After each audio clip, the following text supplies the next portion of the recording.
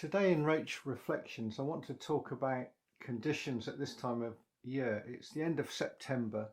We've had a very dry spell here in Dorset, almost from the start of August right through to almost the end of September. We've had a bit of rain now and again, but it's done next to nothing, barely made the ground wet. And now we've got to the last week of September. It started to rain a lot. We're getting rain pretty much every day. Stronger winds.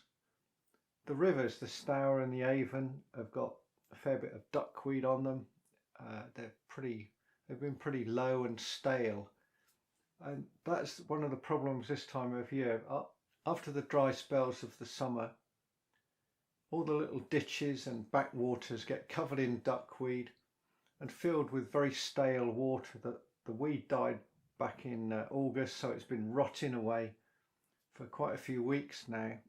If you do hook weed, you often find that you can pull out of it fairly quickly, and it's not really a problem. Whereas in June, when you hook the weed, if you're fishing fairly fine, you tend to lose your hook.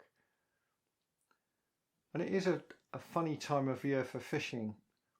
I'm hoping at the moment, we've had this petrol panic, that's the only word I can describe it as, absolutely crazy.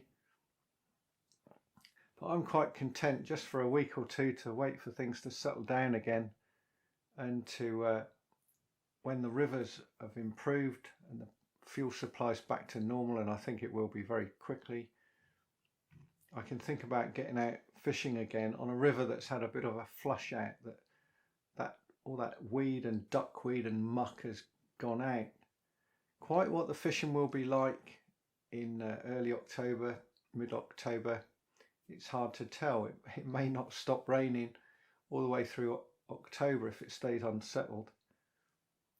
One thing's for certain is that the tear fishing that I enjoyed up until mid-September is going to be a tricky prospect. They may work, maybe they will if it warms up again and the river's cleaned up a bit, or I may have to move on to baits like maggots and bread and maybe even casters.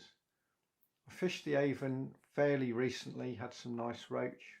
I mentioned one with black spot that I'd caught in that session, and that day I was fishing with maggots rather than hempen tares, because I don't think that area of the Avon gets enough hempen tares for the roach to really know what it's about. I have used tares successfully on the Avon, but not along that stretch of river. It is frustrating this time of year that you sort of want to go and catch some good fish, and like I say, that certain baits have lost their edge. I'm going to show you a little bit of footage from around about this time last year on the Dorset Stour, the lower Stour, and it was very much to catch anything at all, having to fish maggots, getting quite a few small dace, small roach, the odd little perch, little chublets, bleak. Not the sort of fishing that I want to do. The big ones are there, they're around somewhere, but they're not going to show most of the time. You can get very lucky, you can get very big roach this time of year, and maybe casters are the way to catch those. There is a method with casters that I've used many years ago, especially in the summer, but also in the autumn on the Dorset Stour, at a time when there were far more bigger roach than there are now. At the moment, there's an awful lot of fairly small roach, this sort of size in the Stour. Even though they're not very big, they'll take tears, give you lots of little nibbly bites that are hard to hit. The bigger ones are there, but at one time on the Stour, on certain stretches, sort of almost 1 in 3 or 1 in 4 roach were over a pound, and the ones that weren't were often 6, 8, 12 ounces, so they were good sized fish. You weren't catching tiddlers, not on casters anyway. And that method was all about finding some slack water near what we call the pipe reeds, the proper true bulrushes, not the great reed mace. And these pipe reeds always grow on gravel. They're a very dark green or British racing green. And where the water deepens off near them, you want sort of 5, 6, 7 foot of water, and there's gravel with a bit of silt. And this is something I'm starting to pick up on now. This silt is important for roach to feed. They don't want absolutely barren gravel. They want the bed to have a bit of muck on there, and they seem to want to, quite happy to feed on this muck, to go through this detritus, looking for food and eating the detritus, rather than an absolutely clean sandy bottom or very, very clean gravel. And the way of fishing is to fish a stick float is probably best, because you want to be able to hold it in these sort of slow eddies that are behind the reed beds, not in the main current. You feed every 20 to 30 minutes, about 20 casters, and then fish a stick float, but with it set well over depth, at least a foot or 18 inches over depth, with about an 18 hook and double caster. You don't want to feed every cast. You do not want casters raining down on the fish all the time. So the pattern in an ideal world will be to feed 20 casters and then just fish patiently there until you get a fish. When you get a fish, feed immediately. So the disturbance of hooking a fish, landing a fish, the fish will move out of the swim, they'll scatter. You put in the feed when they're not there, and then as it settles down over the next 5 minutes, the roach come back, and again you're not feeding on top of their heads.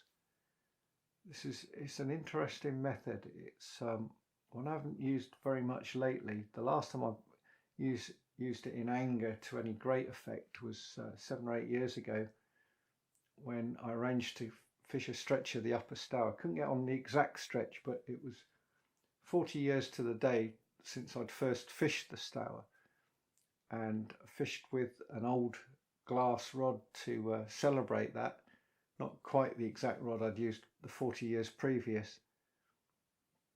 And initially in one swim of catching roach on little pinches of bread flake, and then moved on to another swim with a slack and started to fish casters, set up a very old carbon rod, my old John Dean rod, and fished a stick float at first at half depth, and I caught a couple of chubs, 2.5, 3 pound, nothing very special, a few dace, 1 or 2 little roach.